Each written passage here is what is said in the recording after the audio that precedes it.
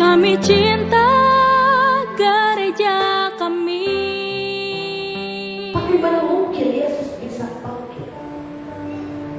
Ada rasa takjub, ada rasa takut. Bahkan bisa kita dikatakan muncul keraguan-keraguan mereka. Mereka menganggap, oh ini hantu. Wajar secara manusia. Namun Bapak Ibu sekalian, inilah berita Paskah yang menggemparkan seluruh dunia, jagat raya dan kita di tempat ini, bahwa Yesus yang mati telah bangkit. Dia menampakkan diri yang pertama kepada 3 orang perempuan, Maria Magdalena, Maria ibu Yakobus, dan Salome. Kemudian dia menampakkan diri kepada 2 murid dalam perjalanan ke Emmaus.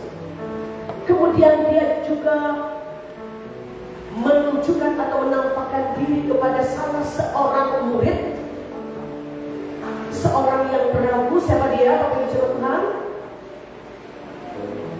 Seorang murid yang dikenal sebagai seorang yang beragu. Huruf awalnya T. Apakah Bapak Ibu Jemaat Tuhan mengetahuinya? Siapa dia? Iya, benar. Anak kecil luar biasa. Bravo.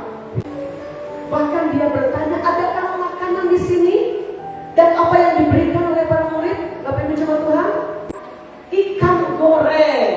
Kebangkitan Tuhan ini dikatakan di sana memberikan, membaharui hidup kita, membaharui kemanusiaan kita.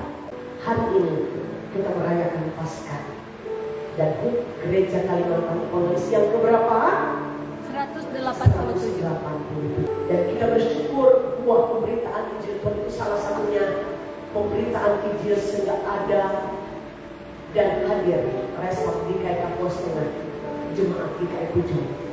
Kita diberikan kesempatan untuk bekerja, berkarya, melayani dalam tugas dan tanggung jawab kita, baik pendeta, penetua diakon, para petugas, kaum muda, anak-anak seperti Bram, dan kita sekalian yang hadir sebagai buah pemberitaan Injil Tuhan. Kebangkitan Kristus ini tentunya memberikan harapan baru, sukacita baru, pemikiran yang baru dalam sikap kehidupan kita sehari-hari. Bagaimana cara kita memaknai kebangkitan Kristus supaya ia benar-benar memperbaharui kehidupan kita manusia? Yang pertama, kita bersyukuri. Meskipun kita dalam noda dosa, tapi Tuhan melayakkan kita, tapi Tuhan mengampuni kita, tapi Tuhan memulihkan kita, sehingga kita menerima kemerdekaan iman di dalam Tuhan. Yang kedua, kebangkitan Kristus memberikan motivasi bagi kita untuk tentunya berbuah lebat, berdampak baik bagi orang sekitar. Bagaimana tugas, tanggung jawab dan peran kita masing-masing sebagai kaum muda? Halo, shalom kaum muda. Angkat tanganmu, shalom kaum muda. Ya, boleh berdiri kaum muda, coba. Baik itu yang SMA, ya, perguruan tinggi yang sudah bekerja, shalom. Iya, damai sejahtera bagimu. Boleh duduk kembali. Damai sejahtera apa? Kita merasakan bagaimana kemerdekaan Tuhan dalam masa muda. Bisa mengikuti pendidikan dengan baik, mencari kebanggaan seperti itu, punya cita-cita, ya, punya pengharapan, ya, di tengah anak zaman sekarang ini yang bisa saja memalingkan iman dan percaya kita, tapi kebangkitan Kristus tetap memberikan motivasi bagi kita bahwa kita terus mampu berdampak baik dan juga berbuah lebat bagi orang sekitar kita. Terus semangat untuk mengejar cita-cita, ya, baik dalam masa pendidikan, dalam masa bekerja, kaum muda yang sudah saatnya mencari pasangan hidup, ya, selamat mempersiapkan diri di dalam Tuhan. Jangan pernah melupakan kuasa Tuhan yang bekerja secara ajaib, melampaui pikir akal kita manusia, yang mampu dan turut bekerja mendatangkan kebaikan dalam masa muda kita.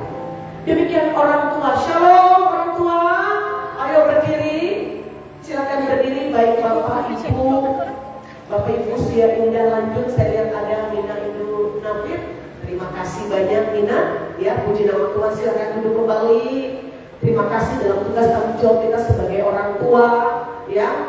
Tentunya kita terus mendukung anggota keluarga kita, mendoakan mereka, ya, memberikan teladan hal yang baik.